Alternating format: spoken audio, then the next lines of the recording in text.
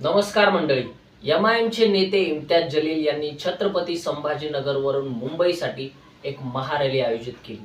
रॅलीचं कारण होतं की काही दिवसांपूर्वी रामगिरी महाराज यांनी मुस्लिमांचे धर्मगुरू मोहम्मद पैगंबर यांच्यावर केलेल्या वक्तव्याचा निषेध म्हणून त्यांनी रॅली काढली होती आणि महाराष्ट्रातच खूप साऱ्या झालेल्या एफआयआर रामगिरी महाराजांवर तरी देखील त्यांना अटक का करण्यात आली नाही. नितेश राणे जे एवढे मुस्लिमांवर बोलत आहेत, वक्तव्य करत आहेत, तरी देखील त्यांना का अटक झाली नाही, यासाठी एमआयएम पार्टीचे नेते इम्तियाज जलील यांनी मुस्लिमांना आव्हान केलं की पार्टी तुम्ही कुठल्याही पार्टीत असू द्या, परंतु याच्या निषेधार्थ यांना अटक झाली पाहिजे, यासाठी या रॅलीत सहभागी व्हायचे.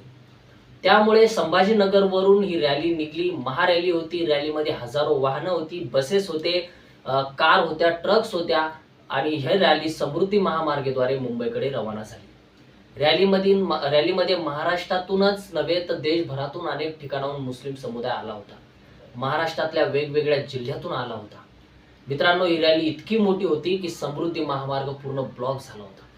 एवढी मोठी रॅली पाहून महाविकास आघाडीला धडकी भरली आहे का, असंच म्हणावं लागेल. कारण ही महाविकास आघाडीसाठी धोक्याची घंटा आहे.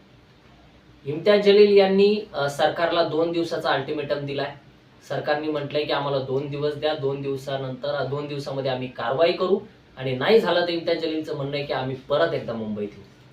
मित्रांनो, ही महाविकास आघाडीसाठी धोक्याची घंटा आहे. कारण विधानसभा तोंडावर आली, विधानसभेची निवडणूक तोंडावर आली असताना एमआयएम पार्टी एकला चलोरेचा नारा देत आहे. एकला चलोरेचा नारा जर एमआयएम पार्टीने दिला तर महाविकास आघाडीचं खूप मोठं नुकसान आहे. इम्तियाज जलीलचं म्हणणं आहे की आम्हाला महाविकास आघाडीत जायचंय, आम्हाला तुम्ही बोलवा. आता 3 खुर्च्या नाही तर 4थी खुर्ची देखील लागली पाहिजे आणि तुम्ही जर आम्हाला सोबत घेतलं नाही तर आम्हाला नाईलाजाने एकटं लढावं लागेल. त्यामुळं तुम्ही याचा विचार करा आणि नंतर मग आम्हाला दोष देऊ नका, असं इम्तियाज जलीलचं म्हणणं आहे.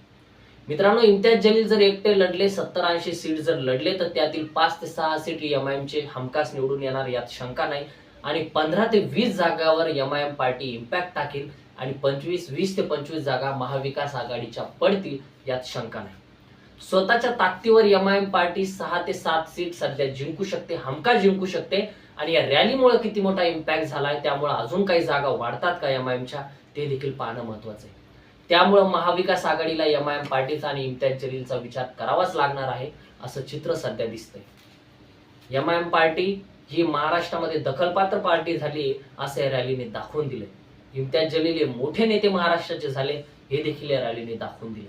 आता येणारा काळच सांगेल की इम्तियाज जलीलचं आणि एमआयएम पार्टीचं राजकारण या महाराष्ट्रात कुठपर्यंत जात आहे, टिकतंय की नाही टिकतंय, पुढे जातंय की नाही जातंय, आता हेच पाहणं महत्वाचं आहे.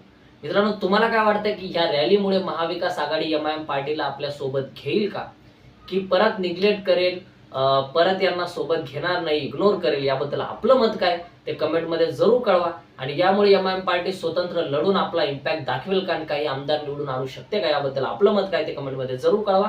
व्हिडिओ आवडला असेल तर लाईक करा, चॅनलला सबस्क्राईब करायला विसरू नका. भेटूयात नव्या व्हिडिओमध्ये. धन्यवाद. जय हिंद.